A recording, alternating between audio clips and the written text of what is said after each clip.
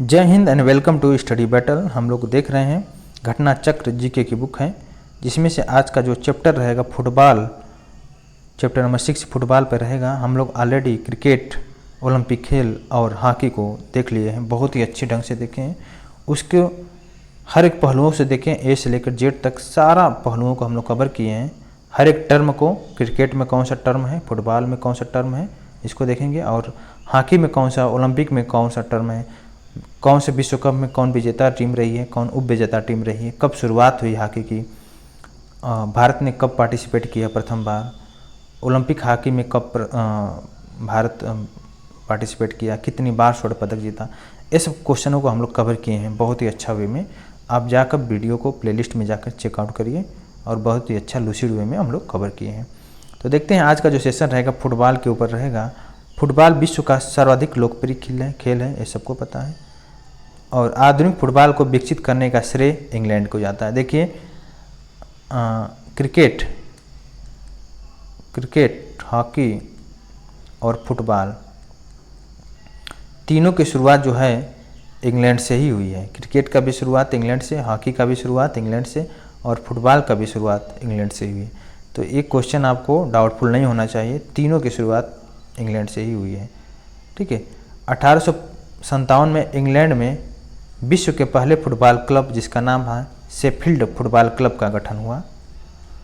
और 21 मई 1904 को पेरिस में फुटबॉल खेल के अंतर्राष्ट्रीय संगठन, जिसका नाम है फीफा, इंग्लिश में बोलते हैं Federation Internationale de Football Association, FIFA का गठन किया गया। इसके 7 संस्थापक देश हैं France, Belgium, Denmark, Germany, Netherlands, Spain, Sweden and Switzerland. 7 संस्थापक देश थे। फीफा अंतर्राष्ट्रीय फुटबॉल मैचों का आयोजन करने के साथ साथ उसके विकास कार्य हेतु भी कार्य करता था।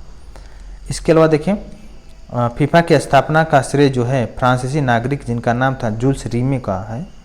इसका मुख्यालय जो है फीफा का है, बहुत इंपॉर्टेंट क्वेश्चन यहाँ से मुख्यालय पूछता है, फीफा का मुख्यालय कहाँ पे है, तो फीफा का मुख्यालय है जूरिख, स्विट्जरलैंड में स्थित है। फीफा के प्रथम अध्यक्ष कौन है? Shri Robert Guerin. Shri Robert Guerin France के रहने वाले थे। और वर्तमान में फीफा के अध्यक्ष कौन है? Gianni Infantino. गियानी इन्फेंटिनो, बहुत इंपॉर्टेंट क्वेश्चन। और इंग्लैंड ने वर्ष 1906 में फीफा की सदस्यता ग्रहण किया।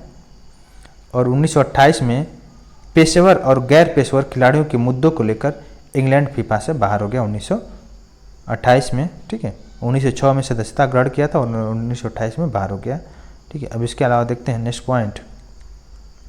वर्ष 1986 में फीफा में पुनः 1928 में बाहर हो गया था और 1946 में पुनः फीफा में वापस हुआ। 1896 एथेंस और वर्ष 1932 लॉस एंजलिस ओलंपिक को छोड़कर शेष सभी ओलंपिक में फुटबॉल को एक स्पर्धा के रूप में शामिल किया गया। महिला फुटबॉल को आधिकारिक रूप से 1996 में जोड़ा गया। कुछ अन्य महत्वपूर्ण तथ्य को देखते हैं। वयस्कों हेतु अंतर्राष्ट्रीय फुटबॉल मैदानों की जो लंबाई है 100 से लेकर 110 मीटर की मीटर है लंबाई, और चौड़ाई कितना है? 64 से लेकर 75 मीटर। तो आई होप इतना क्लियर हुआ। अगर वयस्क लोगों के लिए फुटबॉल मैदान की लंबाई कितना है। फुटबॉल गेंद की जो परिधि है 27 से लेकर 28 इंच होनी चाहिए। इसका भार 410 से लेकर 458 ग्राम होना चाहिए, लगभग आधा किलोग्राम के आसपास। ठीक है। और रेफरी की अनुमति के बिना फुटबॉल को खेल के बीच में कहीं भी रोका या कहीं नहीं बदला जा सकता है। ठीक है, फुटबॉल को नहीं बदला जा सकता है। ठीक है, कहीं भी, जब तक रेफरी न बोले।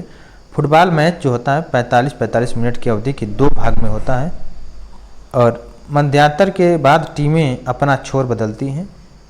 ठीक है, 45 मिनट का टर्म होता है, उसके बाद मध्यांतर होता है, उसके बाद फिर से 45 मिनट का टर्म होता है। इसमें टीमें क्या होता है, एक छोर से दूसरे छोर में चेंज करती हैं। कुछ ए वाला टीमें इधर चली जाएंगी और इधर की टीमें इधर आ जाएंगी, तो चेंज होता है। ठीक है। इसके अलावा देखिए 1864 ईस्वी में फुटबॉल को हाथ से छूने या हैंडल करने पर प्रतिबंध लगा दिया गया। 1864 ईस्वी में देखिए, बहुत इंपॉर्टेंट है, कब फुटबॉल को हाथ से छूने या हैंडल करने के प्रतिबंध लगा दिया गया? तो 1864 में हाथ से छूने या हैंडल करने पर प्रतिबंध लगा दिया गया। 1870 में 11 खिलाड़ियों की अनिवार्यता स्वीकार की गई और खेल प्रारंभ होने के पश्चात अधिकतम 2 खिलाड़ियों को प्रतिस्थापित किया जा सकता है। तो इसमें 2 खिलाड़ियों को ही प्रतिस्थापित किया जा सकता है और जिस खिलाड़ी की जगह स्थापना खिलाड़ी भेजा जाता है वह खिलाड़ी दोबारा खेल नहीं खेल सकता। ये भी बहुत इंपॉर्टेंट है। तो ये सब फुटबॉल का टर्म है, तो आप इसे देखिए यदि रेफरी द्वारा किसी खिलाड़ी को बाहर कर दिया जाए तो उसकी जगह दूसरा खिलाड़ी नहीं भेजा जाएगा अगर रेफरी बाहर कर दिया तो। अब देखते हैं भारत में फुटबॉल की क्या स्थिति है। भारत में फुटबॉल क्रिकेट के बाद दूसरा सबसे लोकप्रिय खेल है। भारत में फुटबॉल का जो प्रसार हुआ ब्रिटिश साम्राज्य के समय से हुआ और डलहौजी क्लब भारत का फुटबॉल क्लब था। भारत में फुटबॉल खेल की प्रशासनिक जिम्मेदारी जो है all India football federation AIFF की है।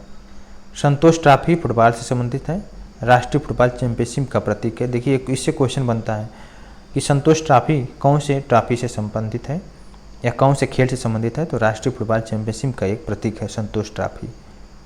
1941 में संतोष ट्रॉफी की शुरुआत हुई और बेगम हजरत महल ट्रॉफी राष्ट्रीय महिला फुटबॉल चैंपियनशिप का प्रतीक है। तो ये दोनों क्वेश्चन बहुत इंपॉर्टेंट है। इसके अलावा देखिए भारत में फुटबॉल की सबसे पुरानी जो कप है उसे बोला जाता है डूरंड कप। ये भी क्वेश्चन बहुत बार बना है। डूरंड कप जो है भारत की फुटबॉल की सबसे पुरानी चैंपियनशिप है और इसकी शुरुआत 1888 में हुई।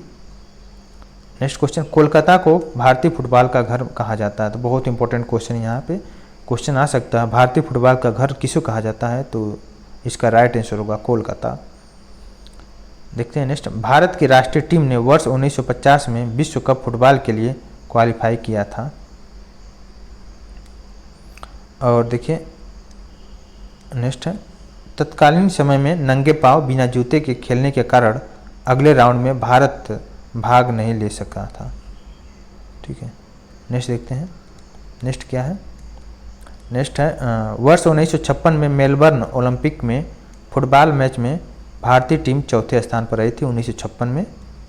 और भारतीय टीम ने फुटबॉल में 1951 से और 1962 के एशियाई खेलों में स्वर्ण पदक जीता था। तो ये भी इम्पोर्टेंट टर्म है, 1951 और 1962 में एशियाई खेलों में स्वर्ण पदक जीता था। अब देखते हैं पुरुष फुटबॉल विश्व कप का आयोजित स्थान, विजेता और उपविजेताओं को देखते हैं। सबसे पहले 1930 में हुआ था पुरुष फुटबॉल विश्व कप और आयोजक स्थान था उरुग्वे, विजेता हुआ उरुग्वे और उपविजेता हुआ अर्जेंटीना। उसके बाद 1934 में हुआ इटली में हुआ, इटली विजेता रहा। और 1938 में फ्रांस में हुआ, इसमें भी इटली विजेता रहा। 1950 में ब्राज़ील में हुआ, इसमें उरुग्वे विजेता रहा। 1954 स्विट्जरलैंड में हुआ पुरुष फुटबॉल विश्व कप, इसमें पश्चिमी जर्मनी विजेता रहा। इस तरह के आप देख सकते हैं और इसमें आप देख लिए। इसके बाद देखिए अभी हाल में लेटेस्ट जो हुआ है 2018 में रसिया में हुआ, रूस में हुआ, जिसमें फ्रांस विजेता रहा और क्रोएशिया उप विजेता रहा। तो बहुत इंपॉर्टेंट है। और जो 2022 में फुटबॉल विश्व कप होने वाला है तो कतर में संभावित है, कतर में होने वाला है। तो इसका इंतज़ार रहेगा, 2022 चल रहा है, 2022 में इंतज़ार रहेगा कौन जीतता है, कौन सी टीम विजेता रहती है और कौन सी टीम उप विजेता रहती है। तो इसको देखेंगे, जब होगा हम आपको अपडेट कर देंगे। नेक्स्ट देखते हैं फुटबॉल विश्व कप 2018 के अवार्ड देखते हैं। गोल्डन बॉल स्वर्ण पदक जो है लुका मॉड्रिक क्रोएशिया के रहने वाले हैं, उनको मिला है गोल्डन बॉल।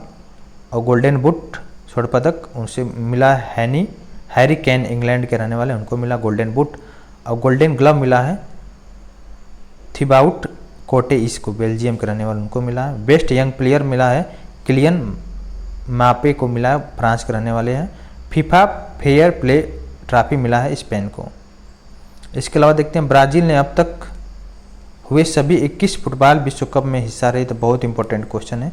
ब्राज़ील ने सभी 21 फुटबॉल विश्व कप में हिस्सा लिया था। सर्वाधिक 5 बार विश्व रिकॉर्ड जीतने का जो नाम है ब्राज़ील के नाम पे है।